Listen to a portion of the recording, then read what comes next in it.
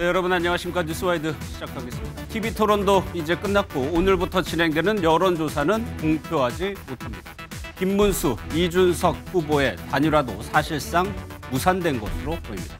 결국 진보진영 후보 1명, 보수진영 후보 2명의 3자 대결로 사전투표는 내일부터 시작합니다. 앞으로 여론의 흐름은 오늘까지 발표된 조사를 가지고 그 추이를 예상할 뿐입니다. 가령 어제 TV토론에서 나왔던 이준석 후보의 여성 신체에 대한 원색적인 발언의 파장을 여론조사를 통해서는 확인할 수 없게 됩니다. 이 후보는 이 발언으로 연이어 고발을 당했고 결국 사과했지만 충분히 검증이 필요한 사안이라고 말해서 파장은 이어지고 있습니다. 민주당은 국민 모독이라고 강하게 반발하고 있고 국민의힘도 부적절하다고 언급하고 있습니다. 사전투표 하루 남긴 오늘 어제 TV토론 내용부터 살펴보겠습니다.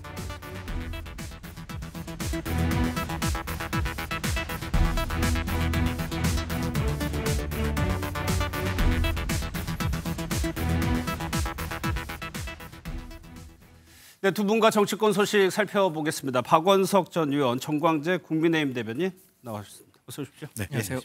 앞서 제가 말씀드린 어제 토론회에서 파장을 일으킨 발언, 이준석 후보가 꺼낸 발언이었습니다. 어떤 내용인지 직접 보겠습니다. 만약에 어떤 사람이 여성에 대해 가지고 얘기할 때 여성의 어떤 이런 곳 이런 얘기했다 그러면 이거는 여성 혐오에 해당합니까? 아닙니까? 그건 뭐 답변하지 않겠습니다. 우리는 당연히 이제 성적인 학대를 한다든가 이런 부분에 대해서는 누구보다 엄격하게 그 정하고 있습니다. 이재명 후보님 동의하십니까? 시간을 충분히 주고 질문을 하시면 좋겠어요. 동의하시는지만 답하시면 됩니다. 우리 이준석 후보님은 주로는 그런 정부의 앞으로 나아갈 길, 국민의 더 나은 삶 이런 것보다는 그런 신변 잡기에 관심이 많으신 것 같은데 본인의 신변 잡기도 한번 되돌아보시기를 부탁드립니다. 어제 발언을 직접적으로 옮기는 것이 적절하지 않아서 저희가 이른바 삐 처리라고 하는데 묵음 처리를 한 내용입니다. 이 부분이 지금 지금까지요 계속적으로 파장을 좀 일으키고 있습니다. 박 의원님 먼저요. 이런 TV토론, 특히나 어제는 마지막 TV토론이었어요. TV토론을 캠프나 당에서 상당히 준비를 많이 하지 않나요? 그렇습니다. 그러면 어제 이준석 후보의 발언은 좀 즉흥적인 발언이었을까요? 준비된 발언이었을까요? 저게 준비된 발언이었다면은 준비 안 된 발언을 즉흥적으로 한 거라면 문제고 준비된 발언이었다면 더 문제인 거죠. 그러니까 그게 이제 걸러지지 않았다는 거 아닙니까? 전 국민이 지켜보는 대통령 후보자의 TV토론이라는 이런 공론장에서 이게 지상파 생중계 방송을 통해서 여과 없이 저렇게 오늘 우리가 그 음성을 재생산하지 못할 정도로 선을 넘는 이제 발언을 했다는 것 자체가 일종의 이제 그 혐오이고 2차 가해일 수밖에 없어요. 물론 다른 누군가가 했던 발언을 본인이 다시 언급하면서 이게 과연 여성 혐오에 해당하느냐 해당하지 않느냐라고 질문을 한 건데 그렇다고 해서 그 발언을 그대로 옮길 필요는 없었습니다. 그런 면에서 그 이준석 후보가 갖고 있는 성인지 감수성이나 이런 것이 지극히 낮고 천박하다라는 것을 확인해 준 그런 장면이었고 그에 대해서 오늘 변명을 한 걸 보면 뭐 진보의 위선을 본인이 드러내기 위해서 평상시에 그런 성인지 감수성에도 강조해왔던 민주노동당이나 민주당을 향한 질문이었다. 근데 민주당이나 민주노동당의 성인지 감수성에 다소 위선적인 면이 있다면 그걸 드러내기 위해서 들었어야 될 예가 꼭 저거밖에 없을까요? 그래서 대단히 전 부적절하고 결국에는 일부 커뮤니티에서 나오는 떠도는 얘기를 끄집어서 상대 후보를 공격하기 위한 소재로 그것도 교묘하게 권영국 후보를 향해서 질문을 던짐으로써 일종의 함정을 판 거 아니겠습니까? 그러니까 이재명 후보와 관련된 발언이었는데 권영국 후보에게 질문을. 그러니까 권영국 후보의 입으로 이재명 후보를 비판하도록 만들겠다 이런 저의를 가지고 한 건데 여러모로 대단히 부적절하고 과연 대통령 후보 토론이라는 공론장에 앉아있을 자격이 있느냐라는 게 의심스러울 정도의 그런 심각한 발언이었다고 생각하고 오늘 뭐 여러 가지 고소고발도 들어가지 않았나 싶습니다. 글쎄요, 그 즉흥적이든 의도된 준비했던 발언이든 저 얘기를 할 때 이준석 후보는 뭔가 목적이 있었을 거예요. 그 의도에 대해서 앞서 얘기한 처럼 이중잣대 이런 걸 좀 비판하고 싶었다는 취지로 얘기를 했지만 실제로 받아들이는 저 발언 자체를 모르시는 분도 굉장히 많았을 것 같아요. 그러다 보니까 오히려 비판 목소리가 더 많은 것 같습니다. 사실 저도 어제 이 발언이 나오기 전까지 해당 발언의 주인공이 누구였고 어떤 구체적인 내용이 있었는지 몰랐습니다. 근데 그 이후에 찾아보고 아 이런 맥락에서 이준석 후보가 얘기를 했구나라고 생각했는데 저는 이게 1, 2차 토론에서 이준석 후보가 일정 정도 득점을 했다고 생각합니다. 특히 경제 토론과 관련했을 때는 자영업자 120원 커피 원가 또 이른바 호텔 경제론 이런 부분들이 이재명 후보에게 적절한 유효타를 던졌다고 생각해요. 지난 최근에 며칠 동안 뭐 SNS상이든 그 오프라인에서든 이재명 후보의 경제 인식에 대한 문제점들을 지적하는 목소리가 1차 토론회 이후 많았었기 때문에 일정 부분 이준석 후보는 좀 자신감을 얻었다고도 볼 수 있습니다. 그리고 이게 마지막 토론회다 보니까 본인이 완주 의사를 밝혔잖아요. 그러면 완주를 함으로써 얻어야 하는 정치적 이익은 그래도 10%를 얻어야 정치적 명분이든 최소 10%. 네, 현실적으로 선거 보전금을 받든 이 두 마리 토끼를 다 잡아야 하는데 마지막 그 토론회라는 측면에서 좀 무리한 측면이 있는 것 같아요. 이건 저는 준비된 발언이었다고 봅니다. 충분히 내용과 관련해서 또 권영국 후보를 통해서 이재명 후보를 공격하려는 구도상을 봤을 때는 충분히 준비된 발언이었는데 저는 이게 궁금해요. 과연 우리 그 선거 캠프에는 방송 토론을 준비하는 많은 사람들이 별도의 있습니다. 팀이 따로 네, 있죠. 그렇습니다. 그럼 거기에서 이런 발언을 했을 때 어떤 그 후폭풍이 올 것이다. 이것을 그 제어하지 못하고 모니터링하지 못했다면 전 그게 더 큰 문제라고 생각하고 그게 이른바 이 동종교배 그 같은 생각을 하는 사람들끼리 모였을 때 이게 어떤 식으로 대중들에게 각인될까라는 부분에 대해서 문제의식을 갖지 못한 거죠. 저는 그게 더 큰 문제였다고 봅니다. 그러니까 저 상황이 최근에 이준석 후보의 지지율이 10%를 넘어가는 지지율 조사가 나오고 있고 상승세라고 언론에서 표현하다 보니까 마지막 토론내고 완주 의사를 밝힌 상황에서 무리수를 좀 던진 거다라는 분석이 하나 있고 또 만약에 의도됐다면 저 발언을 듣고 누가 호응을 할까? 20대 남성으로 분석을 하거든요. 그럼 중도층은 어떻게 되는 거예요?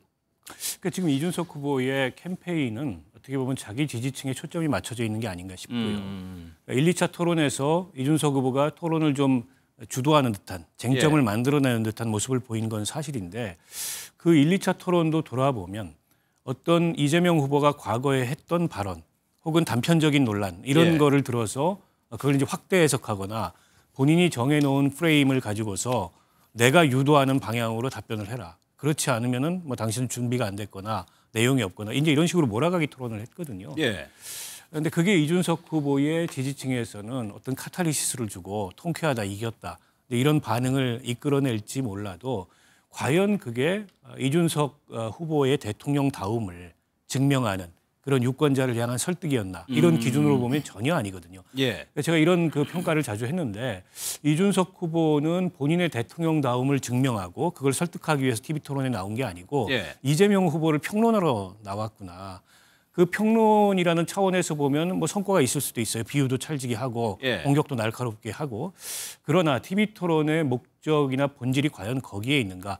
상대 후보를 향한 공격이나 평론에만 있는가? 그것이 아니고 내가 대통령의 자격을 갖추고 있고 내가 가진 비전을 가지고서 유권자를 설득하는 건데 그런 면모는 이준석 후보에게는 어제 토론은 물론이거니와 1, 2차 토론까지 포함해서 찾아보기가 어려웠고 그중에도 어제 토론은 최악이었습니다. 어제 정치 분야 토론이었는데 과연 문제가 됐던 그 발언이 정치 분야 영역에서 어떤 그 이 후보들 간에 오갈 만한 그런 의미 있는 주제였는지도 의문이지만 이재명 후보를 향한 검증으로서도 그게 가치가 있는 내용이었습니까? 저는 전혀 아니었다고 생각합니다. 결국에는 그 일부 커뮤니티나 게시판에 나오는 얘기를 가지고서 마치 게임하듯이 상대를 조롱하기 위한 방편으로 이걸 활용한 건데 오히려 본인이 어떻게 보면은 이 성인지 감수성에 맞지 않는 그런 지나치게 폭력적인 그리고 혐오성 표현을 함으로써 역풍이 거세게 불고 있다 이렇게 볼 수 있을 것 같습니다. 그런데 이준석 후보는 오늘 오전까지만 해도 고발이 계속 이어지니까 무고로 맞대응하겠다고 강경한 입장이었습니다. 그런데 보시다시피 여론이랑 안 좋고 비판이 의견이 많아지니까 사과를 했는데요. 그러면서 또 다른 얘기도 했습니다. 한번 들어보겠습니다. 저는 사실 구체적인 사례보다도 어떤 상황을 가정해서 민주노동당과 민주당의 입장은 어떻냐라는 것을 질문했는데 두 후보님께서 답변을 하기를 꺼려하셨습니다. 민주진보 진영의 그런 혐오 논쟁에 대한 위선적인 태도다 이렇게 생각합니다. 그 발언을 제가 어떻게 순화해서 표현해야 될지를 저는 솔직히 알지 못합니다. 그리고 유권자들에게 사과하실 적 없으세요? 제가 질의응답 중이니까요. 나중에 하겠습니다. 그것을 보시면서 불편한 국민들이 있을 수 있다는 것은 저도 알고 있었고 그리고 그에 대해 가지고는 제가 심심한 사과를 하겠습니다. 이 후보의 지금 발언을 보면 정강재 알고 있었다라고 얘기를 합니다. 그러면은 완전히 의도된 발언이었다는 설명이잖아요. 사실 살다 보면 말해야 되나 말아야 되나라고 할 때는 하지 말아야 안 하는 게 맞죠.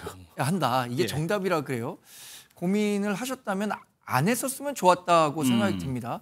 또 하나는 이제 오전까지만 하더라도 본인이 발언한 것에 대해서 전혀 문제가 없다. 이렇게 얘기를 했잖아요. 그러나 오후에는 이 여론의 역풍이 만만치 않구나라는 정치적인 판단, 정무적인 판단을 해서 사과를 한 것으로 보입니다. 사실 정치인이 본인이 한 행동에 대해서 즉각 사과한다는 게 쉬운 일은 아닌 것 같습니다. 좀 용기가 필요한 일이라고 생각하는데 그래서 저는 사과한 것까지 괜찮다고 생각합니다. 그런데 그 사과가 나오기 전까지의 태도 문제는 분명히 유권자 여러분들이 평가하실 것 같아요. 왜냐하면 1, 2차 토론 과정에서 이재명 후보에 대해서 많은 사람들이 지적했던 것이 태도 문제였거든요. 그래서 어쩌라고요?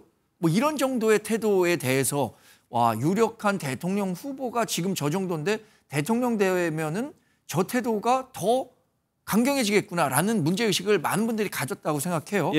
그렇다면 이준석 후보는 이 태도와 관련해서 이렇게 밀려서 사과하는 듯한 모습보다는 본인이 정말로 심려를 끼쳐드렸기 때문에 의도하지 않았더라도 대중이 그렇게 인식한다면 저는 진심 어린 사과가 나왔어야 한다고 생각하는데 그 사과가 나오기까지의 과정에서 보였던 태도는 이준석 후보와 이재명 후보가 크게 다른 점이 없다라고 인식될 수 있을 것 같아서 그런 부분은 좀 유감으로 봤습니다. 그러면 사과의 내용도 일단 심심한 사과를 하지만 그래도 검증은 필요하다라고 얘기를 했어요. 그러니까는 어떻게 보면 일각에서 그렇게 볼 수도 있을 것 같아요. 떠밀려가지고 억지로 사과한 거 아니야. 생각은 그대로일 수도 있다라는 해석을 내놓을 수도 있을 것 같아요. 아니 실컷 변명해놓고 하는 사과가 사과겠습니까? 불편하다면은 내가 사과할게. 라는 정도의 일종의 이제 억지 춘향식의 사과를 저는 한 거라고 보고요. 진보 진영의 위선을 드러내기 위해서 본인이 가정적 상황을 들어 질문을 했다. 그 가정적 상황 아니잖아요. 게시판에 떠도는 이재명 후보 아들의 무슨 댓글이든가 언행이든가 이걸 들어가지고 그걸 꼬집어서 공격하기 위해서 그것도 권영국 후보를 통해서 이재명 후보를 공격하기 위해서 아주 교묘하고 비열한 방식으로 저런 발언을 한 건데 이제 와서 그거를 마치 이 여성 혐오에 대한 진보의 이중적인 인식과 태도를 드러내기 위해서 본인이 가정적 상황을 만들어 질문을 했는데 두 사람이 답변을 못하더라. 라고 또 말도 안 되는 프레임을 만들어서 지지자들을 가스라이팅하고 대중을 기만하려 드는 거예요. 이준석 후보의 태도가 늘 그런데 이준석 후보가 40이 넘어서 대통령 선거에 나오긴 했지만 상대적으로 젊은 정치인이고 또 청년 정치의 선두주자 같은 그런 상징성을 갖고 있고 앞으로 정치할 날이 길지 않습니까? 저런 정직하지 못한 태도를 가지고 정치하는 거 제가 보기에는 이제 국민들이 오래 신뢰하지 못할 거라고 봅니다. 이번에 이준석 후보는 본인 스스로 만든 이 논란에 대한 대가를 치를 거라고 봅니다. 인터넷에 있다는 그 글도 이재명 후보의 아들로 추정되는 글이라고 하는데 여기에 대해서요. 개혁신당에서도 입장을 인터뷰를 했는데 사과가 있기 전에 인터뷰긴 합니다. 어떻게 얘기를 했는지 한번 들어보겠습니다. 심상정 후보는 예전에 그 홍준표 시장한테 돼지발정제로 공격했을 때 그때는 그러면 아무 문제 없었냐. 이런 논의도 결국은 본인들에게 불편한 얘기면 전 국민한테 불편한 얘기고 자기들은 돼지발정제 얘기 아무리 해도 우리가 하는 얘기는 국민들한테 안 불편해라고 하는 좀 약간 이상한 특권의식 같은 거를 가지고 있는 거 아닌가. 박 의원님 어떤... 그러니까 천하람 의원이 이상한 사실 왜곡을 하고 있다고 생각해요. 당시 TV토론에서 돼지발정제라는 표현을 심상정 의원은 쓰지 않았습니다. 성폭력 그 공모에 가담했던 홍준표 후보와는 토론하지 않겠다라고 정확하게 발언을 했어요. 사실을 왜곡하는 거죠. 사실을 왜곡해서 자신들이 했던 행위도 문제없다라는 식의 지금 억지 논리를 만들어가지고 주장을 하고 있다고 보고 그러니까 이준석 후보에 이어서 천하람 의원마저 저렇다면 개혁신당이 우리 정치권에서 가장 젊고 진취적인 정당이라고 많은 분들이 그동안 여겨왔는데 과연 그것이 사실일까? 이런 의문을 갖지 않을 수 없습니다. 본인들이야말로 본인들 입맛에 따라 편의에 따라 상황에 따라서 사실마저 왜곡해가면서 이제 자신들을 변명하고 국민들을 기망하려 드는 게 아닌가 싶습니다. 정광재 대변인이 앞서 이제 사전 여행 연습이나 질문지를 검토를 할 때 그걸 이제 피드백을 받아봤는지가 좀 의문이다라고 아까 말씀하셨는데 천하람 위원이 저렇게 얘기를 했을 정도면 어느 정도 공감대가 있었던 것 같기도 하고요. 그래서 뭐 그 방송 토론을 앞두고는 그 실무적으로 여러 가지 질문들 또 예상 답변들 준비합니다. 그 과정에서 이 얘기를 주도적으로 이준석 후보가 내가 이 얘기를 하겠다라고 했었던 건지 아니면 참모들이 최근 인터넷상에 이런 게 논란이 되니까 이런 질문을 하는 게 좋겠다라고 했는지는 제가 뭐 판단해서 말씀드릴 수는 없겠지만 그런 논의가 있었을 때 저는 중간 단계에서 어느 정도는 이 레드팀이 있었어야 한다고 봅니다. 이렇게 얘기했었을 때에 얻을 수 있는 정치적 이익과 잃을 수 있는 정치적 손실 이게 과연 어느 게 더 큰 것인가 이거를 계산하지 못했다면 정무감각이 없는 거죠. 이렇게 그 논란이 확산될 것을 예상하지 못했을까요? 그럼 예상하지 못했기 때문에 저는 이 얘기를 했을 거라고 생각하거든요. 그러나 그 예상하지 못한 것에 대한 정치적 책임은 분명히 이준석 후보와 캠프에서 져야 되는 거죠. 그게 아마 이번 이제 선거가 얼마 남지 않았습니다만 남은 기간 동안에 사실 이 구도 전체를 바꿀 만한 변수가 단일화를 제약은 없었거든요. 근데 선거 여러 차례 치르다 보면 선거 정말 마지막에 나오는 후보나 후보 측근의 이 설화 리스크가 가장 크다고 판단하잖아요. 저는 아주 큰 설화 리스크에 이준석 후보 스스로 빠져들었다. 이렇게 평가할 수밖에 없겠습니다. 그래서 뭐 이재명 후보에 대해서는 당 차원에서 인터뷰를 좀 줄이려고 하는 모습도 보이기도 했었죠. 그러면요, 여기에 대해서 민주당은 당연히 반발하고 있고요. 국민의힘에서도 적절하지 않았다고 보는 것 같습니다. 반응 한번 들어보겠습니다. 상대 후보를 공격하기 위해서라면 혐오 표현은 물론이고 언어 폭력도 불사하는 이준석 후보는 국민 앞에서 설 자격이 없습니다. 후보직 사퇴는 물론이고 정계에서도 퇴출되어야 합니다.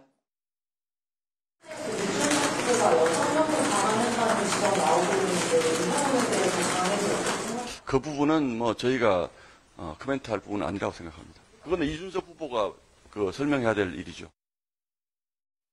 신동욱 대변인은 직접적인 표현은 안 했지만은 비판적인 좀 시각이 조금씩 나오고 있는데 제가 정광재 대변인께 김용태 위원장의 발언과 지금 국민의힘의 공식적인 발언을 좀 비교해서 좀 설명을 좀 부탁드릴게요. 김용태 위원장은 비판 있을 수 있다라고는 하지만 실제로 이런 가짜 진보, 가짜 위선자 행태에 대해서는 분노할 수밖에 없다. 이런 취지의 얘기를 덧붙였거든요.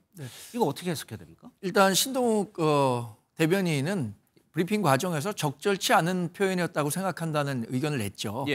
김용태 비대위원장이 뭐 어떤 뜻으로 이렇게 얘기했었는지는 제가 뭐 정확히 파악해서 말씀드릴 수 없습니다만 한때 그 이준석 후보와 정치적 궤를 같이 했었기 때문에 일단 이준석 후보가 얘기했었던 진위는 그게 아니었다라는 측면을 강조해서 얘기하다 보니까 일부 옹호하는 듯한 인식이 생기지 않았는가 싶습니다만 저는 이 부분과 관련해서는 뭐 이건 중도 보수의 문제가 아니라고 생각합니다. 뭐 이념의 문제가 아니라 여성 혐오와 관련한 것을 정치적 자산으로 해서 지금까지 이준석 후보가 성장했다는 평가를 받고 있습니다. 실제로 뭐 특정 연령과 세대의 성별에서 많은 지지를 받고 있는 것도 사실이고요.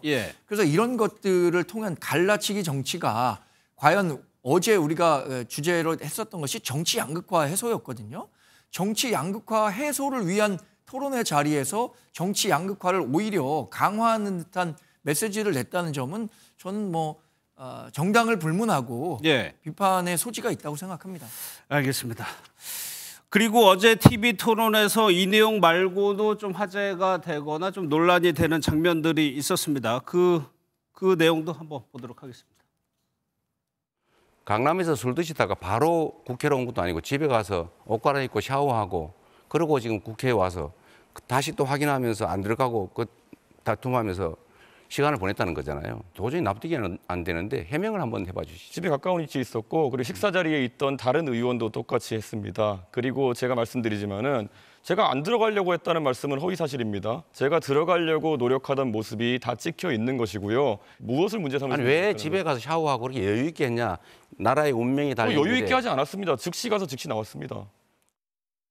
2019년부터 2021년 10월까지 과일만 2,791만 원 정도 법인카드로 사셔가지고 사적 유용 때문에 재판받고 계신 거거든요. 과일이 평균 가격을 보니까요. 1kg에 10,000원 정도 하던데요. 이 기준이라면은 2,800만 원어치의 과일을 2년 동안 드셨으면은 2.8톤입니다. 혹시 집에 뭐 코끼리 같은 거 키우십니까? 사람이 어떻게 이렇게 많은 과일을 집에서 이렇게 법인카드로 결제할 수 있는지 혼자 드신 겁니까? 아니면 어떻게 하신 겁니까? 그거는 제가 쓴 일도 없고 그 쓰는 거 본 일도 없고 실무부서에서 과일 거래를 했다는데 그걸 제가 어떻게 합니까? 그 사건에서는 제가 그걸 지시한 것으로 보여진다라고 기소를 했는데 그런 근거 자료가 한 개도 없어요. 그래서 엉터리 조작 기소다 이렇게 얘기하는 겁니다. 내란 행위가 아니라고 계속 우기시더라고요. 전시사변 그거 아니었잖아요. 절차 안 지켰잖아요. 국무회의도 하지 않았고 제대로 통지도 하지 않았고 국회를 침탈했고 국민기본권을 이유 없이 제한했잖아요. 이게 내란이 아니면 대체 어떤 게 내란입니까? 내란이 아니라고 말한 적이 없고요. 내란인지 아닌지는 형법에 의해서 판결이 나야지. 왜 계엄을 내란이라고 바로 대입을 해서 내란범이라고 그러고 우리 보고 내란 동조범이라고 그러고 그런 것은 정말 언어 폭력이죠. 있을 수 없죠. 계엄은 계엄이고 내란은 내란이고 다른 거죠. 지금 들어온 좀 속보 먼저 좀 살펴보도록 하겠습니다. 을지로 부근에서 지금 화재가 발생을 해서요.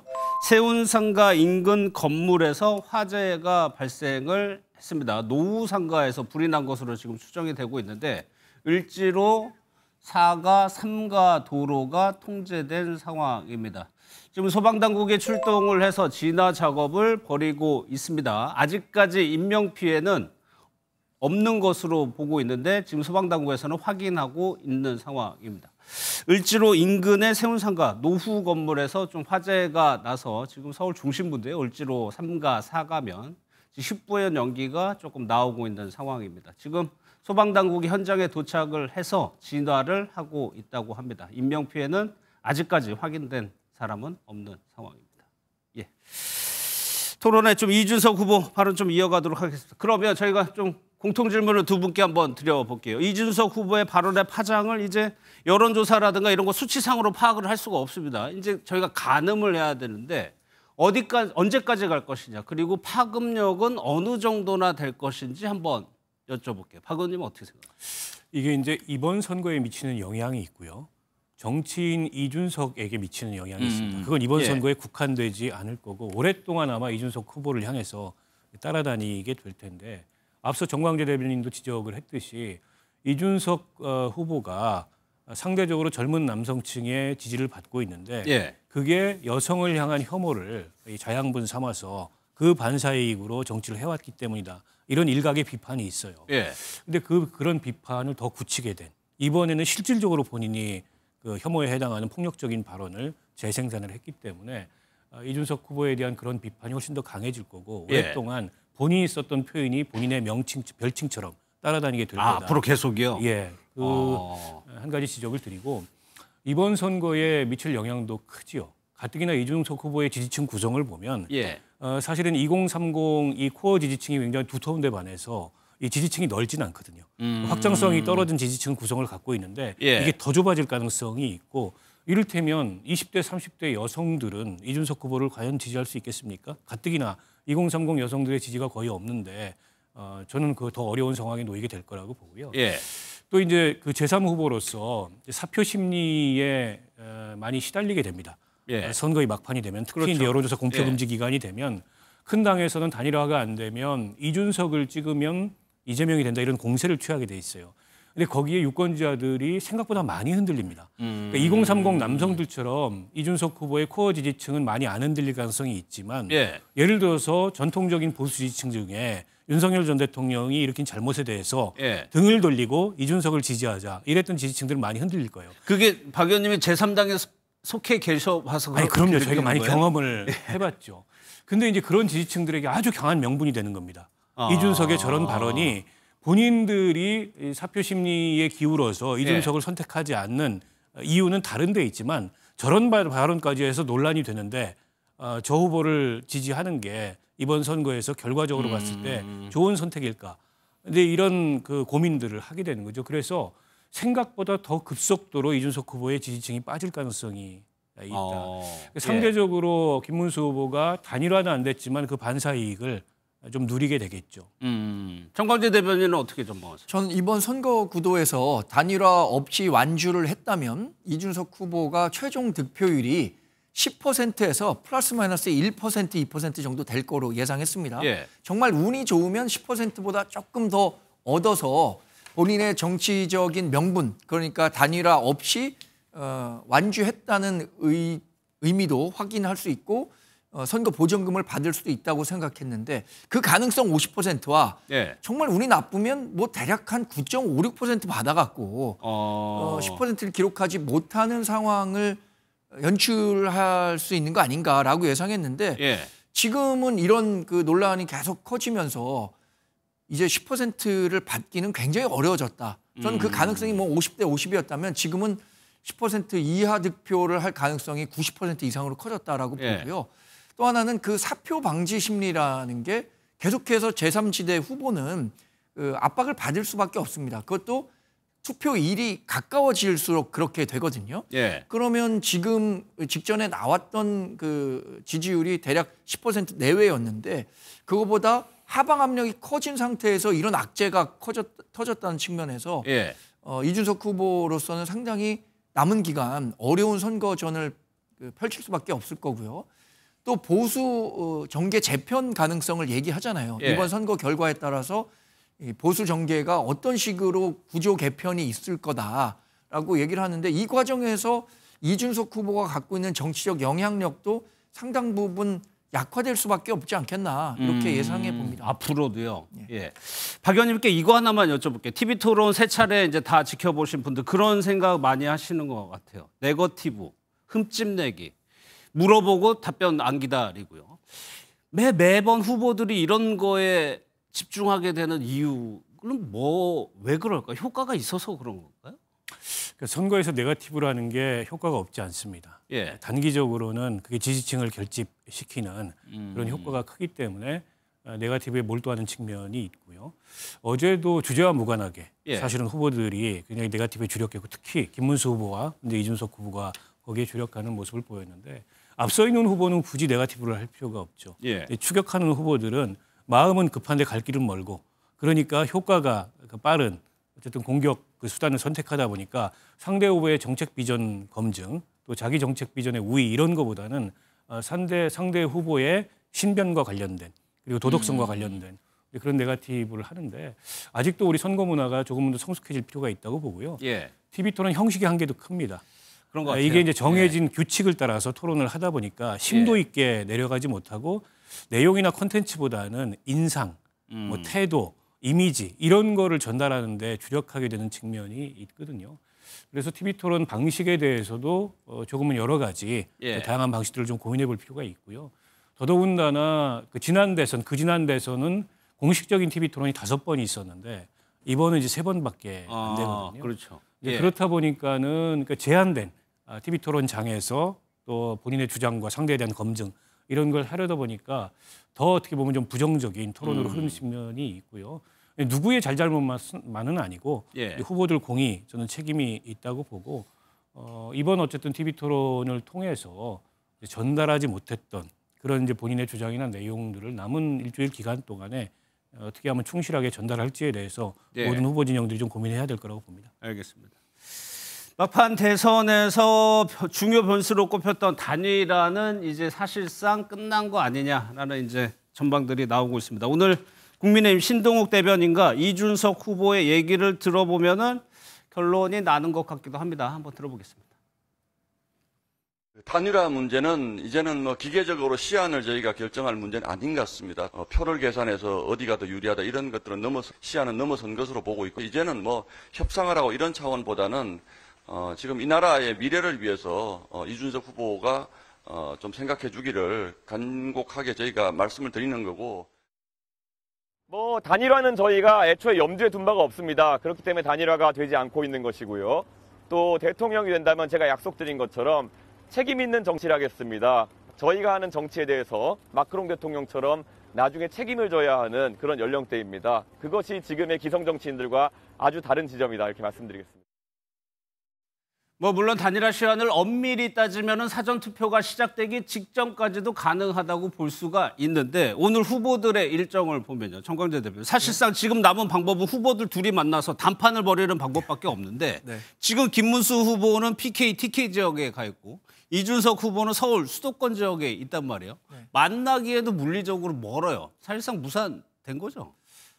저도 그렇게 봅니다. 예. 어제 예를 들어서 TV 토론회가 끝난 다음에 김문수 후보가 이준석 후보와 좀 만나고 싶다라는 진정성 있는 얘기를 하지도 않았다는 거잖아요. 30초간의 인사도 안 했다는데 예. 그렇다면 뭐 이준석 후보가 지금 그동안 뱉어놨던 얘기도 있고 돌연 후보직을 사퇴하고 김문수 후보를 지지하겠다 이렇게 얘기하는 어떤 명분도 없는 거잖아요. 그거를 김 후보 쪽에서 제공을 해줘야 되는 거죠. 그렇죠. 예.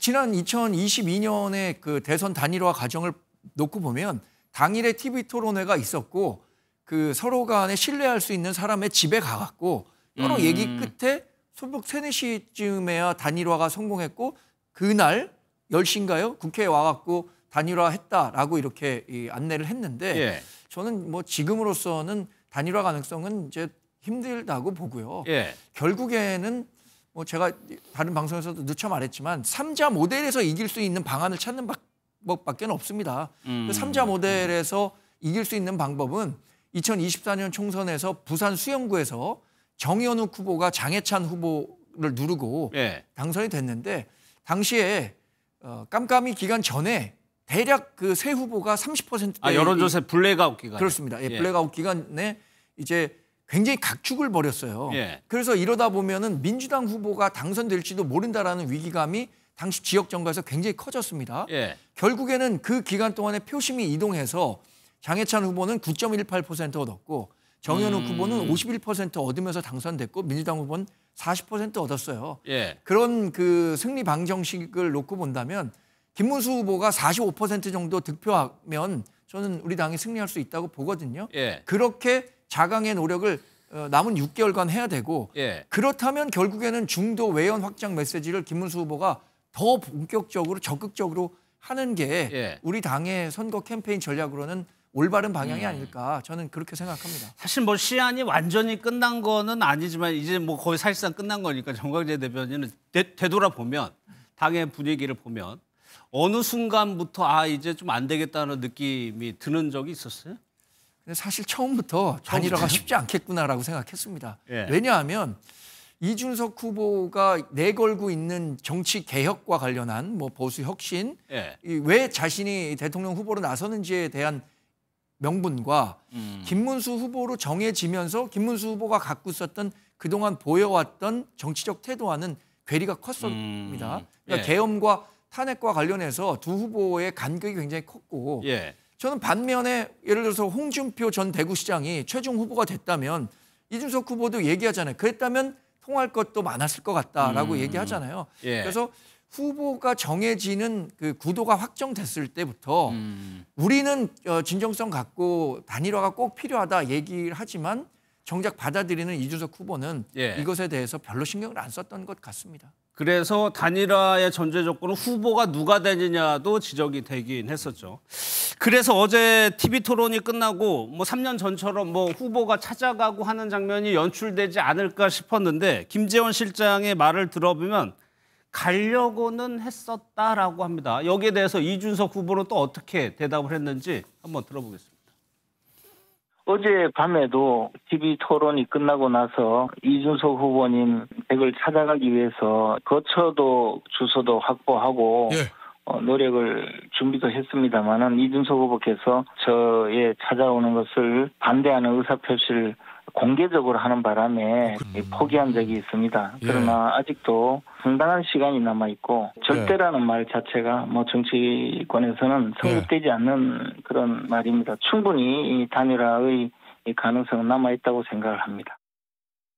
국민의힘에 제 거쳐 알고 있는 사람이 뭐 부지기수일 텐데 그걸 알아보고 있다는 것 자체가 그냥 언론에 기사가 나게 하기 위한 의도가 아닐까 그렇게 생각해서 진정성도 없고 지금 상황에서 단일화의 가능성은 더 없다 이렇게 말씀드리겠습니다.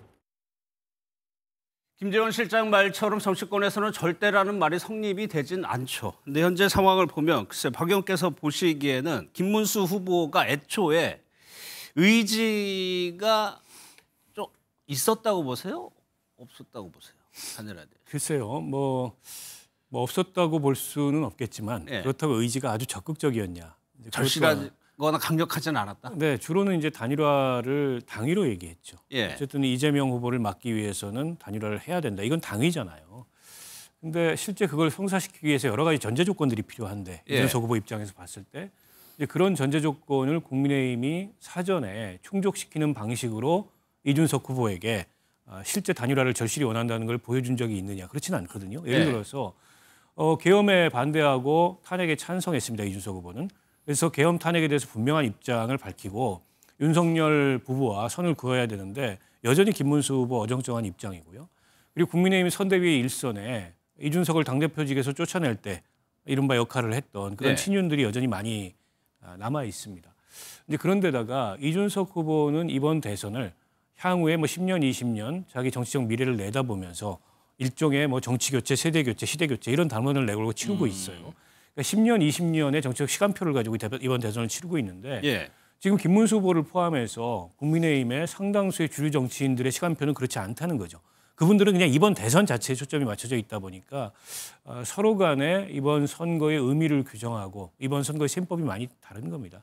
그렇다 보니까 이준석 후보의 입장에서는 명분도 없는데 실리도 없는 이런 어떤 그 단일화 논의가 아닐 수 없고 본인의 핵심 지지층은 얼마를 얻든 간에 완주해서 향후에 보수가 혁신하는데 이익을 담당해달라. 이게 이준석 후보에 대한 기대고 바람인데 자신의 핵심 지지층의 기대를 등지면서 그 기대와 다른 어떤 선택을 하면서 단일화를 해야 될 별다른 뭐랄까요? 그 유인 동기 같은 것이 이준석 후보에게는 없는 거죠. 그게 3년 전에 안철수 후보, 윤석열 후보가 단일화했던 거하고 차이점이라고 아니 그분들은 정치적 시간표가 비슷했어요. 두 분 다 대선 이후에 만약 대선이 패배하게 되면 그 뒤에 정치 전망이 없는 이런 분들이었기 때문에 이해관계가 일치하는 측면이 있었고요. 지금처럼 뭐 내란 계엄 이런 사태가 터져가지고 서로 상이한 포지션에 서 있는 이런 것도 아니었고 그래서 이익 교환이 가능했던 단일화였는데 지금 애초에 이익 교환 자체가 불가능한 완전히 어긋나 있는 이제 그런 어떤 구도이기 때문에 단일화가 애초부터 되기가 어려웠고 지금 국민의힘에서 단일화를 거론하는 것은 이제 사표 심리를 최대한 자극해서 이준석 지지표를 빼겠다라는 어떤 전략의 일환이라고 볼 수 있을 것 같고 이준석 후보도 그걸 알고 있기 때문에 기자회견까지 해서 강하게 방어선을 친 게 아닌가 이렇게 생각이 되는데 어제 토론에서의 논란이 되는 그 발언으로 이준석 후보가 이 사표 심리를 방어하기가 굉장히 어렵게 됐다. 객관적 상황은 그렇습니다.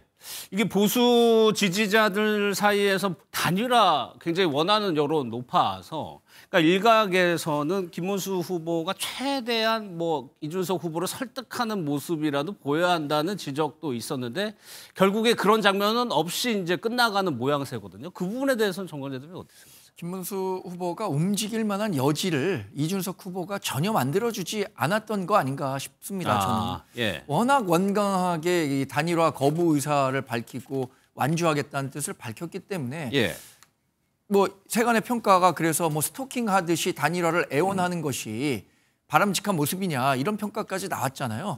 김문수 후보가 직접 그런 진정성을 보여주기에는 이준석 후보의 단일화 거부 의사가 정말 완강했다. 그래서 매달리는 듯한 모습을 연출하기가 또 쉽지는 않았을 것이다라고 생각이 들고요. 결국에는 이 사표 방지 심리 이런 부분들을 가능한 자극하는 게 우리 당으로서는 현실적으로 쓸 수 있는 전략적 카드라고 생각합니다. 아까 말씀드렸던 것처럼 이준석 후보에 대한 지지율을 최소한으로 좀 줄이는 상황에서 우리 득표율을 올리는 방향으로 자강론, 이게 이른바 자강론인데 이런 것들도 함께 좀 오래전서부터 같이 병행됐었어야 하는 메시지가 아닌가 싶기도 하고요. 그 과정에서 뭐 이 보수를 공고히 하는 것보다는 어쨌든 중도층으로 외연을 확장하려는 의지와 메시지들을 냈었어야 하는데 그 부분도 조금 부족했던 게 아쉬운 대목입니다. 예. 오늘 발표된 여론조사 한번 살펴보면요. 오늘부터 이제 실시되는 여론조사는 공표를 할 수가 없습니다. 그럼 이후에 보시는 여론조사는 다 옛날, 과거에 했던 조사들을 다시 보는 건데 이 내용들요. 26일부터 27일까지 진행된 여론조사를 보면 이제 박연 대선이 이제 선거가 한 6일, 사전투표는 당장 내일 시작되고 6일 남았는데 이 정도의 수치를 바꿀 수 있는 변수가 등장하느냐 마느냐. 이것이 이제 블랙아웃 기간의 여론의 흐름을 판단할 수 있는 상황이거든요. 가능성이 있다고 보세요? 가능성이 없다고 보고요. 역대 대선을 돌아봐도 선거 일주일 남겨놓고 저 정도 격차가 나는 추세가 뒤집어진 적이 없습니다. 1위 후보도 조심을 할 테니까요. 당연하죠. 예. 1위 후보는 이제 조심하는 전략을 취할 거고 추격하는 후보들 입장에서는 정말 아주 반전의 그런 계기가 만들어져야 되는데 지금 상황에서 보면은 뭐 단일화 빼고는 없어요. 근데 이제 단일화는 앞서 우리가 얘기를 나눴듯이 굉장히 어려운 상황이고 설사 단일화를 해도 역전이 된다는 데이터가 이게 증명이 안 됩니다. 그러니까 산술합으로는 두 후보의 그 지지율을 더하면 이재명 후보를 넘는 그런 지지율도 나오긴 합니다만 이게 이른바 화학적 결합, 그러니까 지지층이 그대로 이동하느냐 그건 아니거든요. 특히 이준석 후보의 지지층들 같은 경우에는 단일화를 한다고 했을 때 거의 반반 정도 이재명 후보와 김문수 후보로 나눠지는 걸로 그 조사 결과 나오고 있어요. 때문에 단일화의 효과도 조금은 좀 의심스러운 이제 그런 상황에서 결국 이제 국민의힘에서는 최대한 이준석 후보의 지지층을 흔들어서 이제 사표 그 방지 심리, 사표 억제 심리를 최대한 자극해서 이준석 후보 지지율을 빼겠다. 이 전략 하나 남는 것 같고 이준석 후보는 그걸 최대한 방어하겠다. 이런 태도로 임할 거고 이재명 후보와 민주당 입장에서는 막판에 어떤 뭐 실언이라든지 이런 악재가 안 나오도록 신중한 그런 어떤 태도와 겸손한 자세 이런 걸 주문하면서 굳히기에 들어갈 가능성이 높다고 봅니다. 국민의힘에서는 그럼에도 불구하고 다르게 해석을 하고 뭐 운동을 펼치시겠죠. 네, 우리 캠페인 전략은요. 투표하면 이긴답니다. 투표하면 이긴다. 그러니까 지금 나오는 여론조사와 실제 득표율에는 큰 차이가 있을 것이라고 예상하고 있습니다. 가장 큰 근거는요. 김문수 후보가 지금 우리 핵심 지지층들이 가장 많은 TK 지역에서 보이는 여론 지지율과 실제로 대선 과정에서 얻을 득표율과는 큰 차이가 있을 거라고 보기 때문인데요.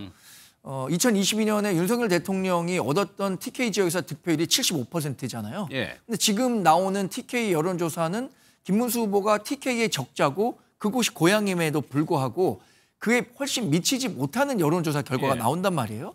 그러면 TK 지역과 PK 지역에서 일부 지금 여론조사보다는 높은 득표율을 올릴 수 있고요. 그래서 이 여론조사에서 나타나는 갭을 좀 줄일 수 있다면 결국에는 우리 지지자들이 적극적으로 투표에 임하면 그 간격은 더 좁혀질 것이고 또 역전도 가능하다. 그래서 적극적으로 투표에 응해주실 것을 간곡히 말씀드리고 있습니다. 그건 아마 민주당도 마찬가지일 것 같습니다. 앞서 보수 정계 개편 얘기 잠깐 했었는데 어제요. 그 윤상현 의원의 선대위원장 임명을 두고 보류하는 거 아니냐 보도가 있었는데 오늘 신동욱 대변인이요. 철회 검토한 적 없다라고 공식적으로 입장을 밝혔습니다. 파장이 좀 이어질 것 같은데 한번 들어보겠습니다. 그 철회 보도 자체가 저희가 전혀 검토했던 것이 아니고 기사 자체가 어떤 맥락에서 나온 기사인지 저희가 전혀 파악을 하지 못하고 있습니다.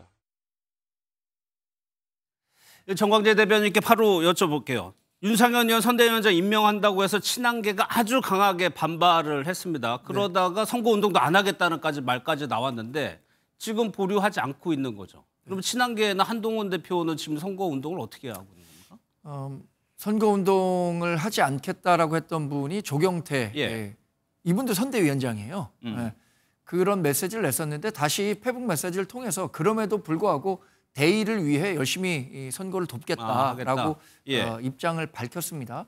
사실 그 윤상현 의원의 선대위원장 임명 소식이 그제 저녁 늦게 나왔어요. 아주 이례적이죠. 그래서 저도 그 자료를 보고 굳이 이 시간에 왜 이런 인사가 났었을까? 밤에 나왔었네. 네, 굉장히 의아했었는데 이 부분에 대해서 뭐 김문수 후보가 이제 선대위원장 정도 되면은 보고를 받고 재가를 했다고 봐야겠죠. 예. 과거 뭐 정호용 그 국방부 장관 이분이 특보로 임명되는 것은 저는 김문수 후보는 전혀 모르는 사안이었다고 알고 있습니다. 예. 그러나 윤상현 의원을 임명하는 과정에서는 김문수 후보의 뜻도 반영됐기 때문에 이루어진 결과라고 보고 이게 뭐 철회됐다 뭐 이런 보도가 있었습니다만 사실이 아닌 것으로 확인했습니다. 예. 결국에는 이건 김문수 후보가 정무적으로 판단할 수밖에 없는 문제라고 생각합니다. 예. 윤상현 의원을 선대위원장으로서 임명했는데 여기서 철회하는 것이 본인에게 득표에 전체적으로 도움이 되느냐 그렇지 않느냐 이것에 대한 판단을 했고 그것이 결국 철회하지 않는 것으로 결정이 났다고 봅니다. 예. 앞서 저희가 잠깐 한동훈 대표의 유세 일정 잠깐 얘기를 했었는데 방송 전에 사전 투표 말고는 아직까지 유세 일정이 잡힌 게 있나요?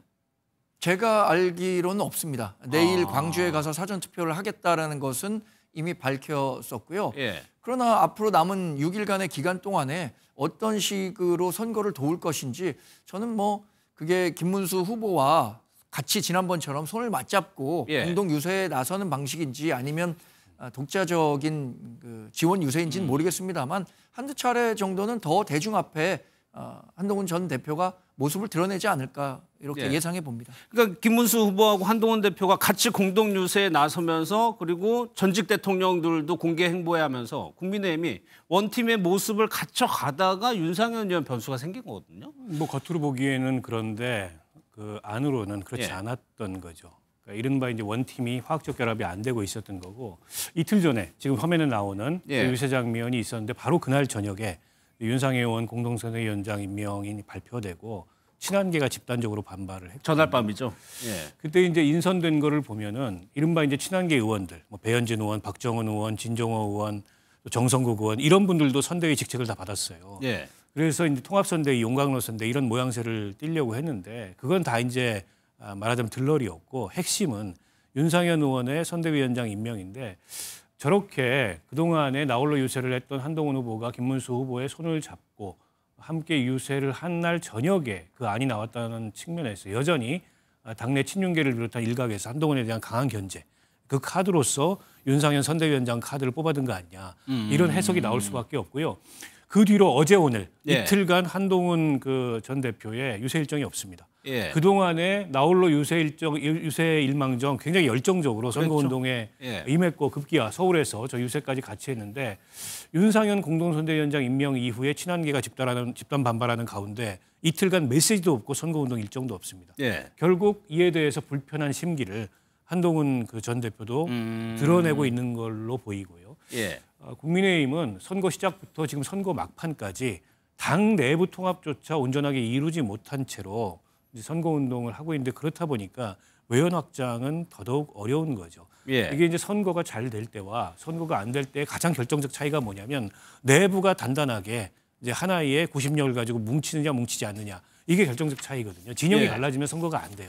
근데 지금 국민의힘은 진영 내부가 이른바 이제 4분 오열 자중질환, 각자 도생 이런 상태에 놓여 있는 게 아닌가 싶습니다. 예. 그 부분이 지금 민주당 같은 중앙선대에서 내린 행동 지침을 먼저 보면은 이게 뭐 단독 보도 내용이긴 한데 빈틈없이 선거운동을 하라는 지침이 이제 당협에 내려갔다는 거예요. 이것이 이제 박 의원께서 말씀하신 그 분위기를 조금 반영하는 모습일 것 같은데 이러다 보니까요.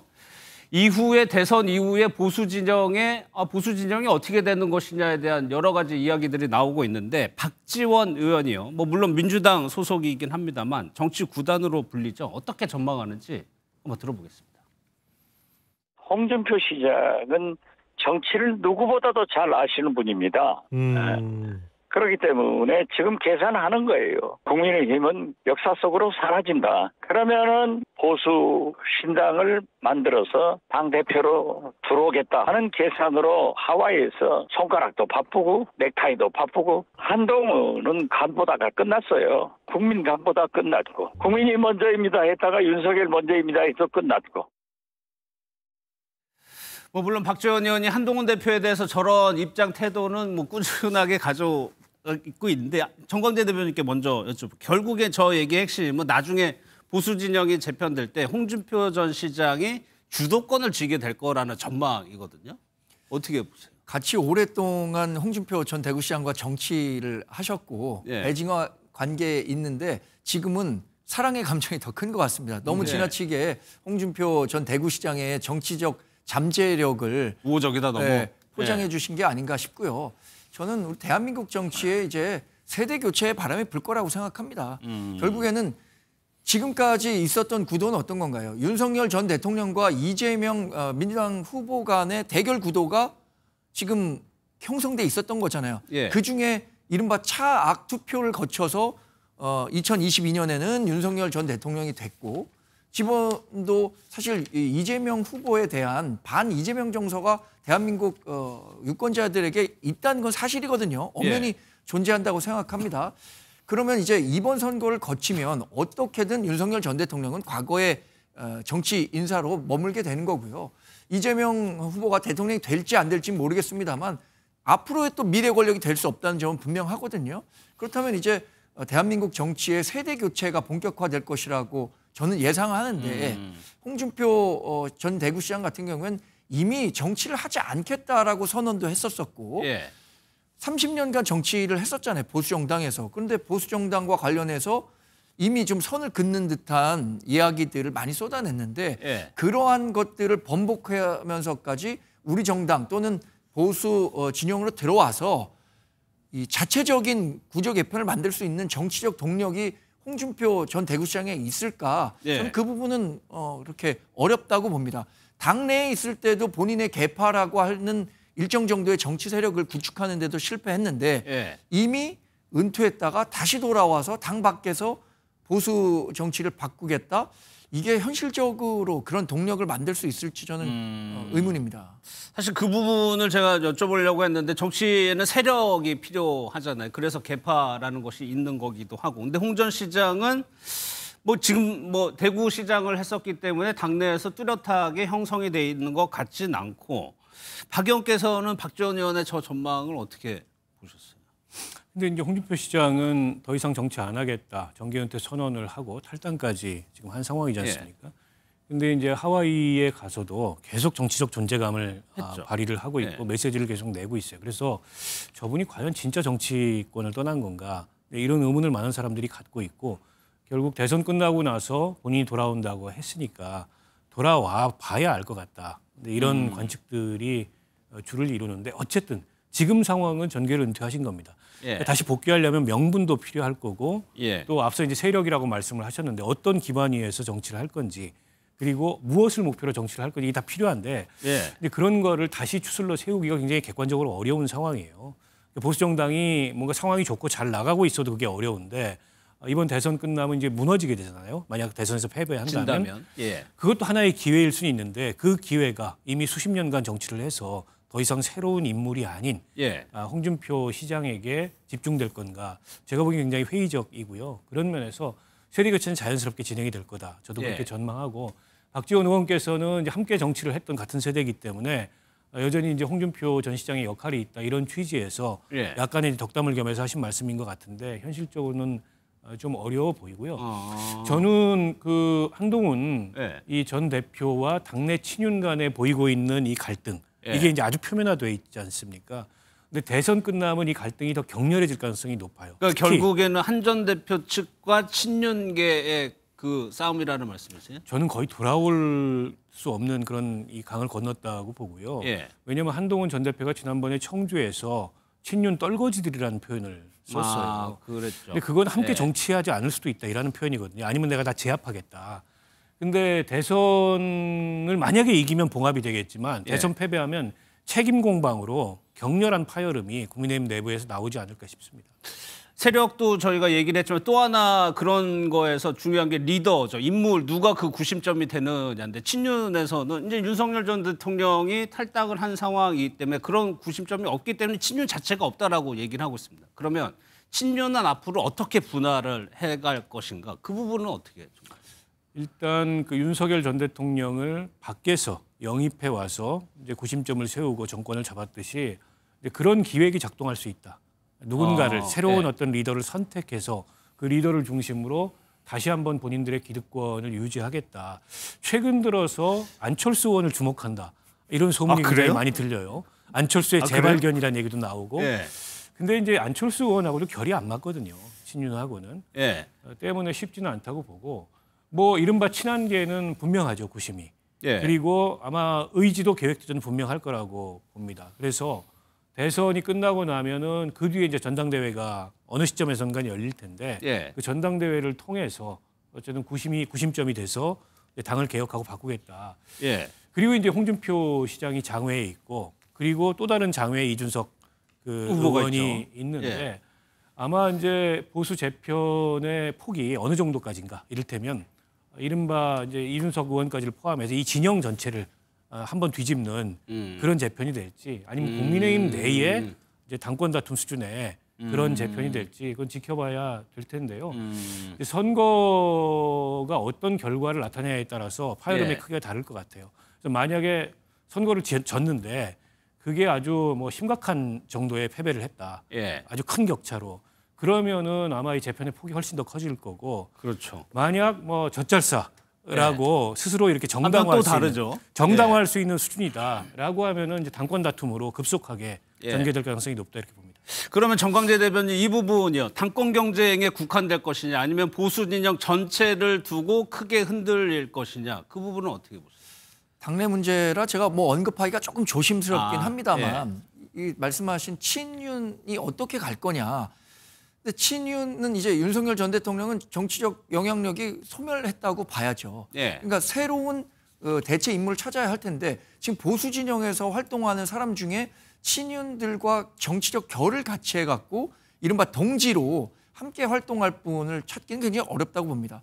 이준석 후보 친윤들로부터 팽당해서 나왔기 때문에 아무리 친윤이 달콤한 뭐 사탕 발림에 제안을 한다고 하더라도 넘어가지 않을 거예요. 뭐 이른바 뭐 당권 줄 테니까 들어와라. 이거에 이런 제안에 거절했다는 거잖아요. 뭐 안철수 후보도 지금 수도권에서 정치를 하고 있고 그동안 보여왔던 중도 정치를 표방했는데 그게 갑자기 친윤과 뭐 당권을 거래로 합쳐질 수 있느냐 그것도 어렵다고 봅니다. 뭐 한동훈 전 대표야 워낙 그 지금 친윤들과는 그 돌아올 수 없는 강을 건넜기 때문에 저는 친윤이 과연 정치적인 헤게모니를 가질 수 있는 정치 집단으로 남아 있을 수 있느냐 저는 그건 어렵다고 봅니다. 구조 개편이 전체적으로 이루어질 수는 있다고 보는데 그게 이른바 뭐 우리 당이 크게 분당하는 수준 저는 그렇게 예상하기는 어렵다고 분당까지는 아니고 당 내에서 이 헤게모니를 잡아서 어떤 식으로 당을 바꿔가겠다라는 그런 선명성 경쟁이 오히려 강화되지 않을까 이렇게 예상합니다. 알겠습니다. 그 주도권을 누가 가질 수 있느냐? 뭐 현실적으로는 저는 가장 유리한 사람은 한동훈 전 대표라고 봅니다. 지난번 경선에서도 당심에서 크게 졌다고는 하지만 40%의 득표를 얻었었거든요. 그래서 뭐 그 정치를 예단해서 뭐 이런 식으로 갈 거다 제가 예상하기는 어렵겠지만 당내에서 상당한 권력 투쟁 이게 본격화될 가능성은 있겠죠. 그러면 말 나온 김에 여쭤보면 권성동 원내대표 물러나라는 친한계에서 요구가 아주 강하게 지속적으로 있었던 것도 글쎄요. 그런 맥락에서 해석하신 분도 많거든요. 그거는 박은석 의원께서 잘 설명해 주시더라고요. 그 권성동 원내대표 임기가 12월까지지 않습니까? 근데 이번 선거에서 국민의힘이 이기면 모르되 지게 되면은 지금 비대위 체제는 이제 끝나게 될 가능성이 높고 그러면 새 비대위 체제가 어느 정도 이 기간을 갖고 들어올 텐데 그 비대위원장을 추천하고 임명하는 권한을 다시 권성동 원내대표가 갖게 됩니다. 그러면 친한계 입장에서는 한동훈 그 대표의 굉장히 불리한 환경이 조성될 가능성이 있기 때문에 가뜩이나 지금 당을 이렇게 어렵게 만든 책임이 권성동 원내대표에게 있으니 권성동 원내대표부터 물러나라. 그래야 당이 혁신된다. 이 주장을 하는 거고요. 친윤계 쪽에서는 그 한동훈 후보에게 당권을 그냥 내주지 않기 위해서라도 권성동 원내대표가 버텨야 된다. 이런 힘이 서로 부딪히고 있는데 오늘 권성동 원내대표가 뭐 SNS에 그동안에 어쨌든 이 당의 여러 가지 문제점들이 발생하는 과정에서 본인이 잘못했다. 라고 사과를 하고 홍준표 그 시장을 향해서 한동훈 후보를 향해서 또 한덕수 총리를 향해서 도와달라 이렇게 얘기를 했는데 그 밑에 달린 댓글들을 보니까 본인이 물러나면 선거가 상당 정도 이 활력을 얻을 텐데 왜 본인은 자리를 지키고 앉아서 그렇게 말로만 하느냐 이런 식의 반응들이 많아요. 당내 친한계의 반응도 그렇고 그래서 지금 국민의힘의 입장을 밖에서 관찰자로서 보면은 이게 대들보 석갈에 다 무너지는데 집문서를 서로 챙기려고 그 집문서 챙기기에 몰두해 있는 이제 그런 형국이 아닌가 싶습니다.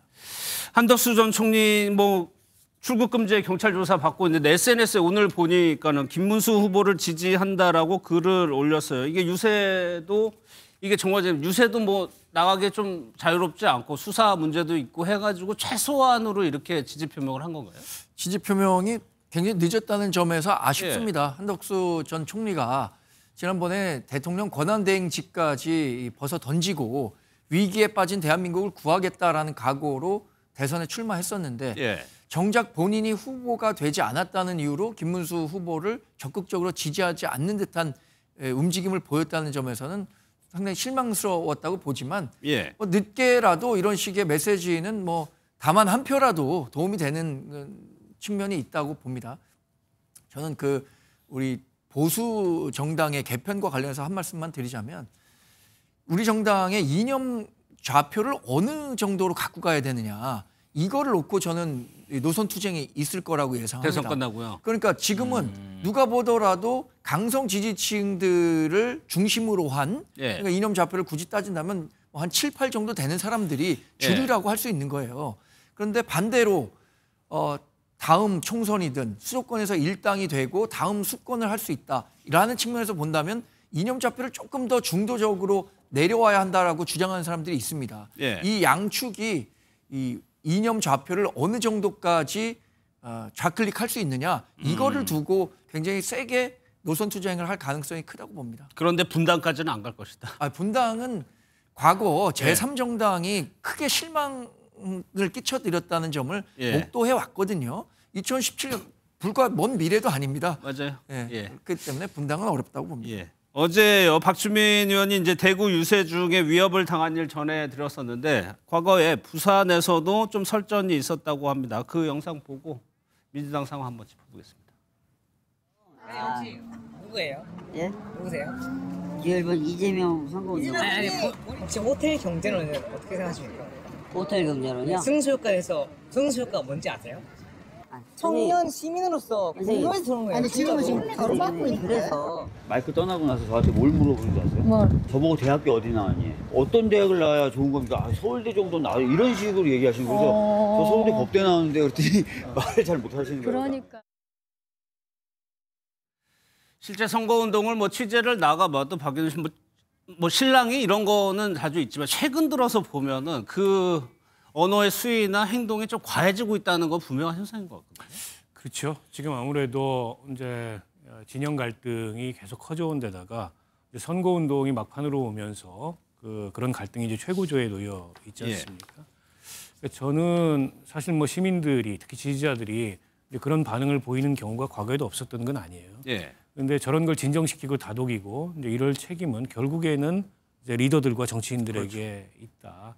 그래서 우리가 이게 선거에서 경쟁을 하는 거지 뭐 상대를 없애기 위해서 전쟁을 하는 게 아니거든요. 그러니까 경쟁의 본질은 더 나은 대안을 선택하는 문제지 한쪽의 주장은 완전히 틀렸고 내 주장만 맞다 이거는 아닙니다. 그래서 정치인들부터 특히 이제 후보들부터 이제 그런 태도로 유권자를 설득해야 저런 과열된 모습이나 이런 것들이 좀 덜 나올 수 있지 않을까 싶습니다. 하나만 더 여쭤볼게요. 선거운동 초반에는 민주당에서 이제 압도적인 득표율, 득표차 이런 얘기 하다가 어제 김민석 공동선대위원장 얘기를 들어보면 안정적 승리가 목표다라고 목표치를 상당히 낮추는 듯한 모습을 최근 보이고 있단 말이에요. 민주당에서. 이거는 어떤 의미가 있는 겁니까? 뭐 지나치게 오만하다. 너무 일찍 샴페인을 터뜨린다.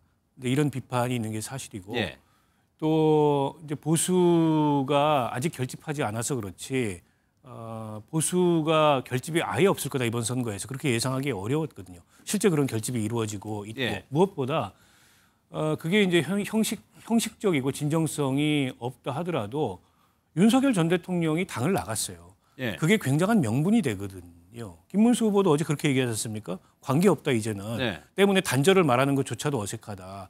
그게 하나의 큰 명분이고 그동안의 지지를 유보하고 상황을 관망하던 그런 그 보수 지지층들이 이제는 조금은 좀 나설 수 있는 그런 상황도 형성이 된 거예요. 그래서 뭐 압승, 안정적 승리 이런 말은 조심하고 기조를 바꿔야 된다. 예. 이게 이제 최근 들어서 그 민주당이 기조를 좀 선회하게 된 그런 배경이 된 거고요. 예. 또 이재명 후보에 대한 그런 뭐 찬반 여론, 이재명 후보에 대한 비호감 이게 완전히 사라진 게 아니거든요. 다만 기존에 비해서 누그러진 거고 예. 윤석열 전 대통령이 저지른 잘못이 더 크기 때문에 그에 대한 심판이 이번 선거에서 보다 더 주된 목적이고 본질이다라고 이제 국민들이 생각하고 예. 저는 민주당의 선거 전략도 마지막까지 그걸 강조하는 것으로 초점이 맞춰져야 된다고 봅니다. 그럼 정광재 대표님 오늘 김문수 후보가 PK, TK적으로 다시 내려간 것도 그럼 이른바 샤이 보수, 보수층의 그 투표율을 높이기 위한 전략으로 봐야 되는 거예요? 네, 지금으로서는 가장 효과적인 전략은 저는 우리 당을 지지하는 사람들이 지금 여론조사에서는 잡히지 않는 분들이 있거든요. 그분들이 투표를 포기하고 왜냐? 지금 여론조사가 많이 뒤지니까 내가 투표해도 결과를 바꿀 수 없다. 이런 정치적 효능감을 느끼지 못할 수 있거든요. 예. 그러면 투표하면 이긴다라는 그 메시지들을 확실히 주어서 유권자들이 승리할 수 있다는 확신을 주는 게 중요하다고 생각하고요. 그것을 가장 쉽게 보여줄 수 있는 것은 저는 전략적으로 TK, PK 지역이라고 봅니다. 특히 TK는 일정 정도 좀 결집이 이루어지고 있다고 보는데 예. PK에서는 우리가 목표로 하는 수준의 지지율이 나오지 않고 있습니다. 예. 특히 민주당 이재명 후보 같은 경우에는 민주당이 사실 계속해서 동진 전략이라는 걸 써오면서 PK 지역에서 득표를 높여왔거든요. 이것을 어떻게 40% 아래로 낮추느냐. 예. 저는 그게 승리의 관건이라고 보고요. 그런 메시지를 담은 행보라고 이해하고 있습니다. 알겠습니다. 정치권 소식은 여기서 마무리하고요. 이제 사건 사고 소식으로 넘어갈 텐데 이것도요 좀 정치하고 관련된 내용이네요. 영상 보겠습니다.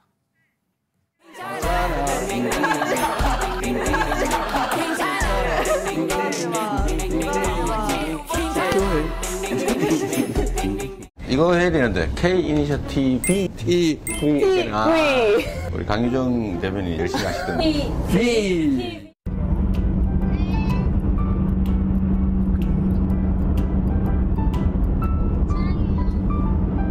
그래 사랑해요.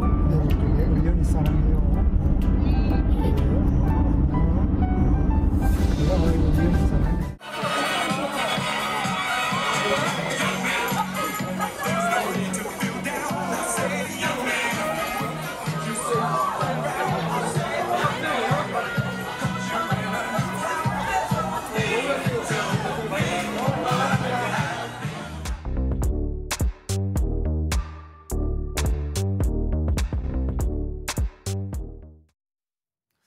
네, 세 분과 이어가겠습니다. 강민경 아나운서, 조으론 변호사, 서정빈 변호사 나오셨습니다. 어서 오십시오. 안녕하세요. 예.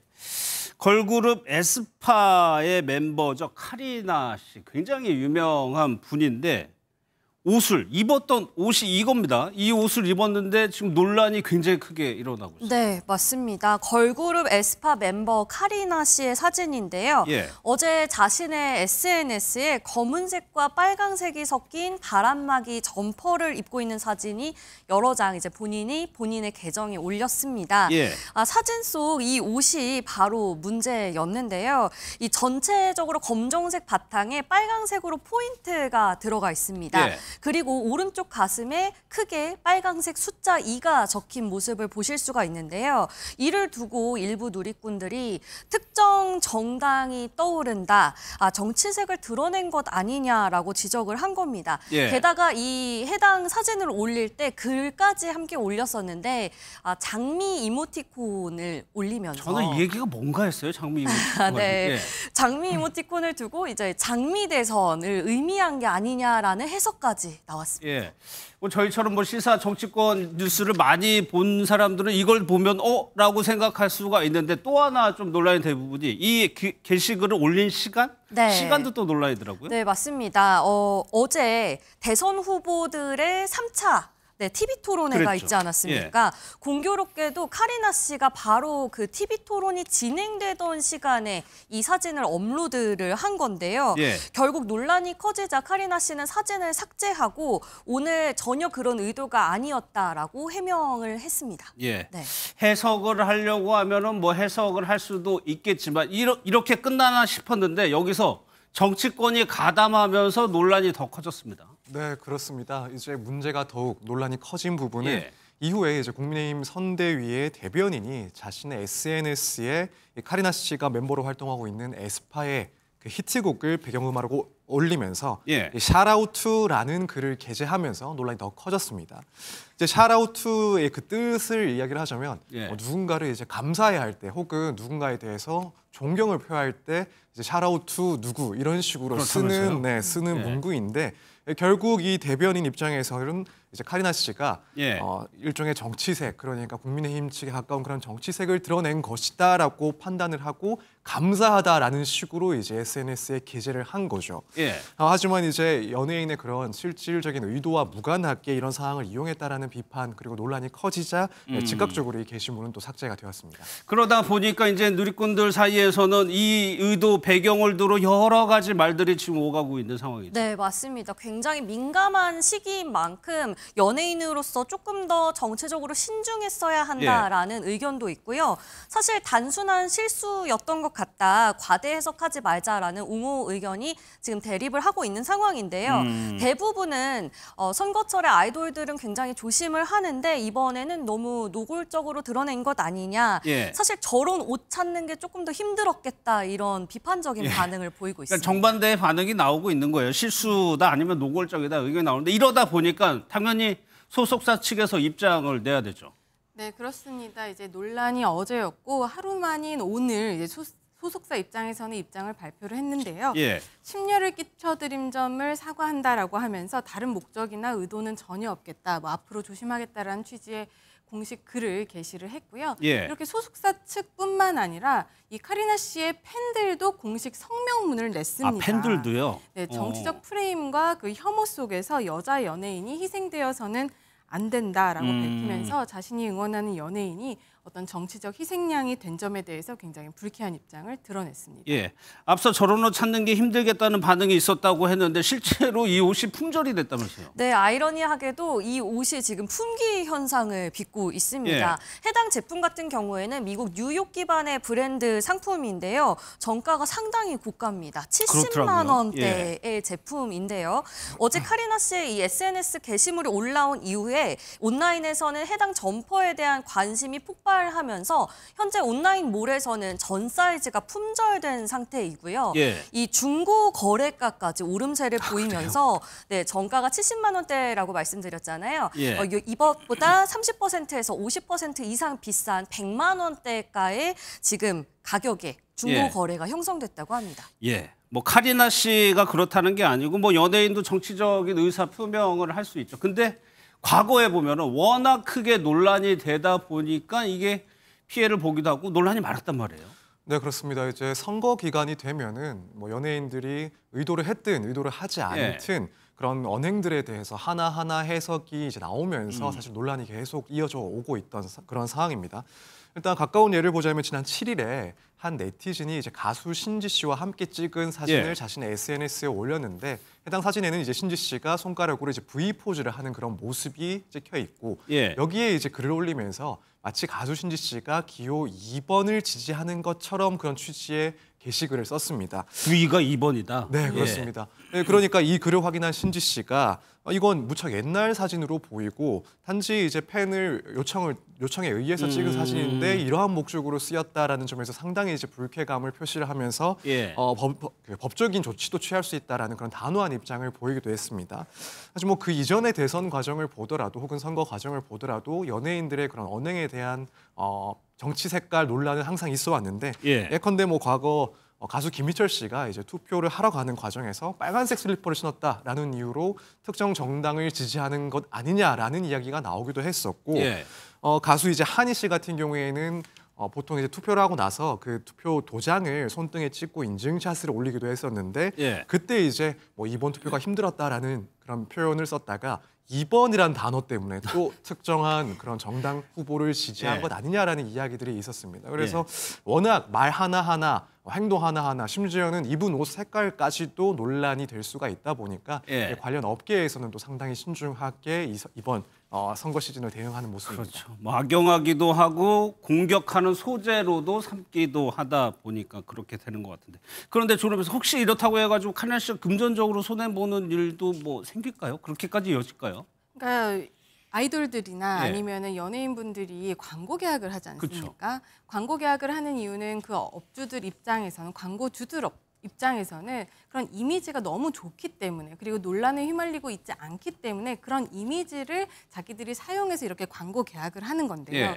이런 광고 계약을 할 때 그 계약서 안에 품위 유지 조항이라는 것들이 있습니다. 그러니까 예를 들면 뭐 사회적으로 물의를 일으킨다거나 아니면 공공에 반하는 뭐 언행을 하는 경우에 뭐 계약을 해지할 수 있고 이로 인한 손해배상을 할 수 있다. 또는 뭐 위약벌 조항까지 넣는 그런 것들이 있는데 이게 이제 이번에는 이제 사실 무근이다. 그런 의도가 전혀 없었다라고 해명을 함으로써 이제 종료가 되는 것 같지만 만약에 이런 식으로 점점 비화가 돼서 어떤 자신의 실수라든지 자신의 과실로 이미지가 실추된다면 광고주들 입장에서는 그런 조항들을 근거로 손해배상을 할 수도 있거든요.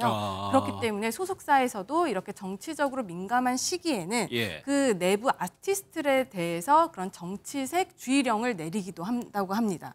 뭐 손표시라든지 입는 옷의 색상이라든지 이런 것들을 좀 주의해달라라는 내부 가이드라인까지 갖추고 있다고 합니다. 투표 선거는 민주주의의 근간이죠. 이렇게 영향력 있는 연예인들이 투표를 독려하면 또 도움이 될 수도 있지만 또 서정빈 변호사님 투표소 안에서 들어갔을 때는 조심해야 됩니다. 네, 그렇습니다. 사실 이 부분은 연예인들뿐만 아니라 일반인도 선거권을 가진 모든 국민들이 조금 걱정을 하고 신경을 써야 되는 부분이라고 생각을 합니다. 이제 투표를 하러 들어갔을 때 그러니까 기표소 안에서 투표지를 촬영을 하면 일단 그것만으로도 처벌이 될 수가 있습니다. 일단 만약 그런 사실이 현장에서 발각이 되면은 촬영물을 회수당하고 이제 그 사유를 투표록에 기재를 하게 되는데 이후에는 최대 징역 2년 이하의 징역을 선고를 받거나 혹은 벌금 400만 원 이하에 처할 수도 있습니다. 이제 이런 투표지를 찍는 것뿐만 아니라 일단 선관위에서는 기표소 안에서 촬영 자체를 일단 금지를 하고 있기 때문에 국민들께서는 앞으로 그 선거를 하시는 과정에서 절대 이런 오해를 사지 않도록 유의를 하시는 게 중요하다 생각이 됩니다. 이렇게 사소한 것 가지고도 논란이 일다 보니까 일부 연예인들은 오히려 유쾌하게요. 이런 논란을 차단하는 방법을 쓰기도 한다는데요. 네, 맞습니다. 논란은 이제 원천적으로 차단하겠다 굳은 의지가 보이는 대표적인 연예인들이 있는데요. 대표적으로 래퍼 데프콘 씨가 있습니다. 지난 대선 때 SNS에 투표하고 왔습니다 라면서 인증샷을 올렸는데 이때 화제가 됐습니다. 지금도 사진에 보이실 수 있는데요. 점퍼인데 빨강색과 파랑색, 흰색과 노란색이 골고루 조화롭게 있는 점퍼입니다. 대통합 룩이래요? 네, 맞습니다. 누리꾼들이 완벽한 투표 룩이다, 대통합 룩이다 라면서 칭찬을 아끼지 않았고요. 사실 이전의 투표에서도 데프콘 씨는 빨간색과 파란색이 반반 섞인 점퍼를 입기도 했다고 해요. 그리고 또 한 사람이 있습니다. 웹툰 작가 기안84 씨가 그 주인공인데요. 기안84 씨는 아예 투표 인증샷을 흑백으로 처리를 해서 올렸습니다. 이 역시 혹시 모를 논란을 원천적으로 차단하기 위해서 이 흑백 사진을 올린 게 아닌가 싶습니다. 아이디어가 좋네요. 그런가 하면요, 조 변호사님, 이재명 후보 살해 협박한 사람이 있었는데 10대였고요. 자수를 했어요. 이거 굉장히 조금 좀 위험할 수도 있는 행동인데 자수하면은 좀 감형이나 이런 게 반영이 됩니까? 일단 이제 형법에 보면은 자수를 하게 되면은 형을 감경하거나 면제할 수 있다라는 규정이 있습니다. 그렇기 때문에 자수를 하면 필요적으로 꼭 면제를 하거나 감경을 해야 되는 건 아니지만 임의적으로 감경이나 면제를 할 수 있는 규정이 있기 때문에 아무래도 실제로 그냥 입건이 되고 조사를 받아서 이제 소환해서 이제 조사를 받는 것보다는 아무래도 형의 차이가 있을 것 같기는 합니다. 다음 소식은요. 백종원 대표의 더본코리아가 상당한 규모의 지원책을 한번 내놨었죠. 그런데 또 한 번 통큰 결정을 했다고 하는데 영상 보고 어떤 내용인지 살펴보겠습니다. 지금 가장 가슴 아픈 것은 가맹점주님들의 절박한 상황입니다. 가맹점주님들은 더본코리아의 동반자이자 가족 같은 분들입니다. 이미 발표한 긴급 지원 대책과 별도로 브랜드별로 전폭적인 지원 방안을 추가로 시행하겠습니다. 다시 새롭게 도전하는 더본코리아의 가맹점주님들을 따뜻하게 응원해 주시길 간곡히 부탁드립니다.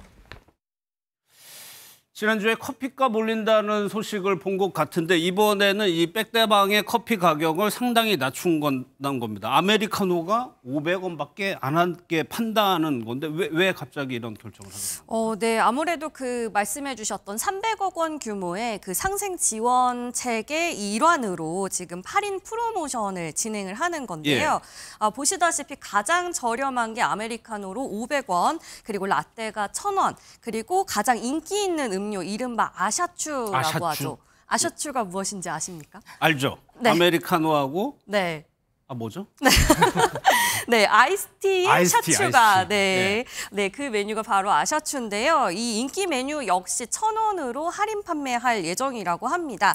이 할인 프로모션은 어제부터 시작돼서 다음 달 12일까지 이어지는데요. 세 차례에 걸쳐서 기간에 따라 할인을 적용을 하고 있는데 이는 역시 그 백종원 대표를 둘러싼 논란을 좀 잠재우기 위해 칼을 빼든 것이 아니냐 이렇게 해석하는 의견이 많습니다. 그러니까 워낙 싸게 팔다 보니까는 이게 좀 남지 않을 것 같은데 비용을 좀 보존을 해야 될 것 같은데 돈은 어디서 그러면 충당하는 거예요? 네, 이 모든 할인 행사와 홍보 비용 같은 경우에는 본사 더본코리아에서 지금 지원을 한다고 하고요.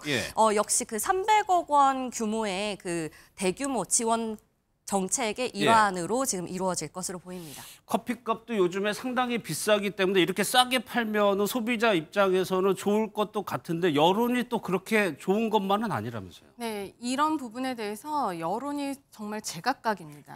일단 우리가 저렴하게 파니까 환영할 만한 일이다라고 하는 여론들도 있고요. 근데 그에 반해서 이미 지금 저렴하게 팔고 있는데 주변의 소상공인들은 그럼 또 어떡하냐. 이래서 자기들끼리만 살고 다른 소상공인들은 뭐 죽으라는 말이냐. 이런 여론도 있고요. 또 커피의 원가가 120원이라고 하는데 아무리 저렇게 낮게 팔아도 남는 거 아니냐라고 하면서 부정적인 여론들이 굉장히 많습니다. 냉소적인 시각과 주변 경쟁 업체에서 나올 수 있는 얘기까지 좀 부정적인 여론도 있다고 하는데 어쨌거나 이렇게 비용이 들어가는 거니까 이렇게 행사를 할 수밖에 없는 이유가 실제로 점주들의 매출이 상당히 많이 줄었다면서요. 네, 그렇습니다. 지금 카드사 4곳의 그 매출 데이터에 의하면 이 더본코리아의 주요 가맹점 매출이 상당히 감소를 했던 것이 확인이 됩니다. 이 대표적인 브랜드 홍콩 반점이나 새마을 식당 같은 경우는 이제 2월부터 4월까지 17에서 18% 평균 매출이 감소를 했고 또 하나 대표적인 그런 가맹 브랜드인 백다방 같은 경우에는 이제 증가세이긴 하지만 그 증가세도 상당히 감소를 했다라고 알려주고 있습니다. 그리고 이제 그 기준을 조금 더 세밀하게 잡았을 때는 그런 감소폭이 훨씬 더 확연하게 드러나 보이는데 이제 특히 이제 논란이 한번 크게 터졌던 그러니까 사과 주스를 농약통에 넣어서 살포했다라는 그런 뉴스가 나온 3월 16일 전후의 매출을 비교해 보면 이제 감소폭이 상당히 더 부각돼서 확인이 됩니다.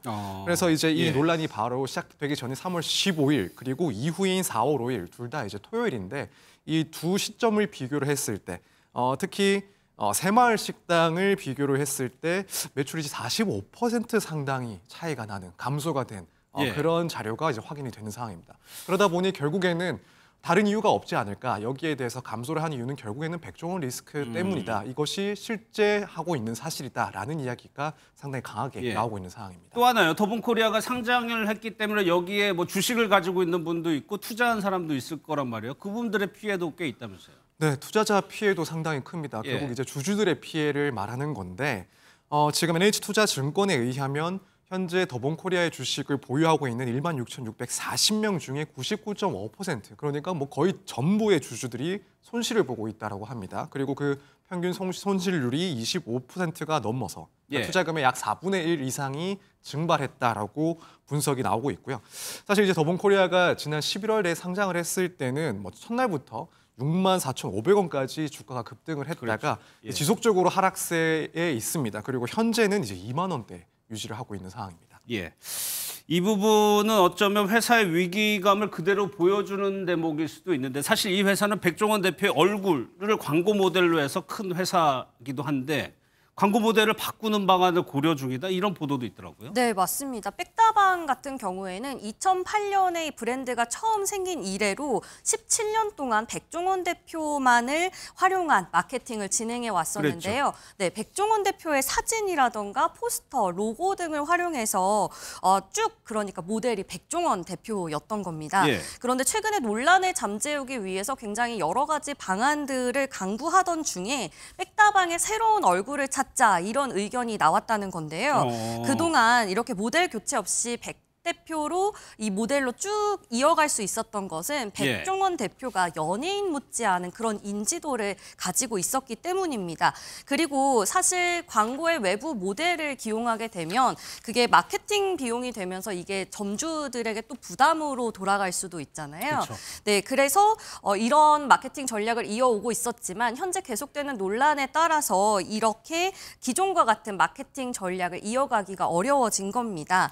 최근에 특히 이 백다방의 경쟁 브랜드라고 할 수 있는 저가 커피 브랜드들이 대형 스타들을 모델로 기용하면서 백다방도 이에 합류하고자 하는 게 아닌가 하는 그런 해석이 나왔습니다. 수사 상황도 살펴볼 텐데 조 변호사님, 이 더본코리아의 관계자가 경찰 조사를 받았네요. 네, 일단 식품 표시광고법 위반으로 지금 조사를 받고 있는 건데요. 이제 더본코리아 이제 백종원 대표가 있는 곳이죠. 여기에서 이제 덥죽 이라는 그런 제품이나 아니면은 쫀득 고구마빵이라는 제품이 있는데 여기에 들어가는 이제 원재료들에 대한 원산지 표기가 다소 오인할 수 있는 그런 표시 방법을 썼다라는 의혹을 받고 있습니다. 그래서 최근에 관계자들이 경찰 조사를 피의자 신분으로 받은 것으로 이제 확인이 되고 있습니다.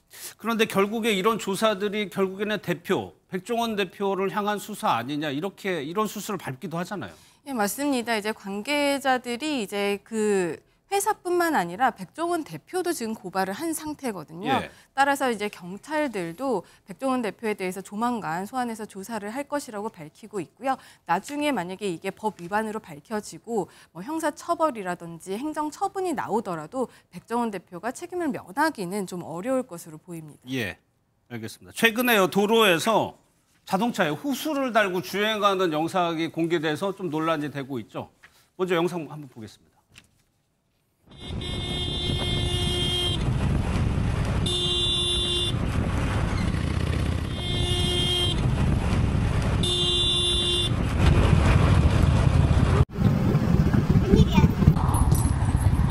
주유관 꽂혀 있는데 이거. 지금 주유건을 꽂고 지금 주행을 한 거예요, 한참. 네, 맞습니다. 저 노란색 호스의 정체 바로 주유건과 그 주유 호스인데요. 지난 23일 대전의 한 도로에서 주유건을 꽂은 채 이렇게 도로를 주행하는 자동차의 모습이 포착이 된 거고요. 이 노란색 주유 호스 정말 큰일 날 뻔했다라고 말씀드리지 않을 수 없을 것 같습니다. 경적을 오토바이에서 계속 울립니다. 저 얘기는 운전자가 몰랐다는 얘기잖아요. 네, 아무래도 운전자는 정말로 몰랐던 것 같은데요. 주변에서 달리던 오토바이 운전자가 이 모습을 발견하고 옆 차로로 계속 달리면서 경적을 울리고 손짓을 해서 차를 갓길에 세우게 됩니다. 그제서야 사태를 파악한 운전자가 내리면서 어머 웬일이야 하면서 이렇게 수습을 했다고 합니다. 그럼 저 현장은 어떻게 알려진 건가요? 이제 화면을 보시면 누군가 옆에서 촬영을 하고 있는 것 같잖아요. 그 바로 옆에서 달리던 그 오토바이 운전자가 촬영한 영상이 이제 인터넷상에 퍼지게 된 건데요. 오토바이 운전자가 헬멧에 이제 보통 우리 차량 보면 블랙박스가 있잖아요. 그렇듯이 이제 헬멧에 카메라를 붙이고 다니는데 그 카메라에 의해서 촬영된 것이라고 합니다. 그런데 이렇게 주유건을 꽂고 주행하는 경우가 처음이 아니라면서요? 네, 사실 이런 사건들이 꽤나 빈번하게 일어나고 있습니다. 지난 3월에도 인천에서 한 운전자가 주유소에서 기름을 넣은 뒤에 이 주유건을 빼지 않고 20-30m가량을 주행을 해서 이를 본 목격자가 경찰에 신고한 사건이 있었는데요.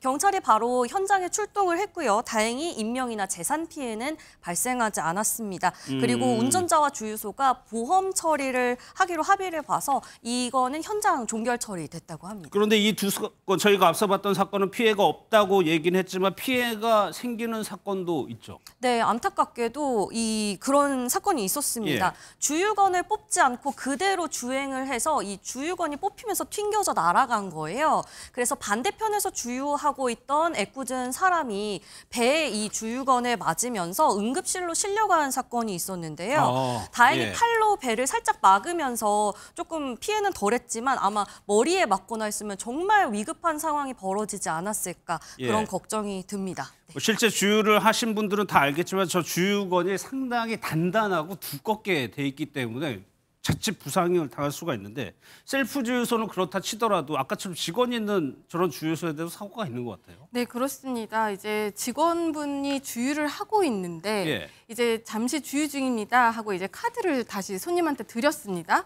그런데 손님이 카드를 받고 주유가 아직 끝나지 않았는데도 한 20초 만에 주유가 끝난 줄 알고 출발을 해버린 겁니다.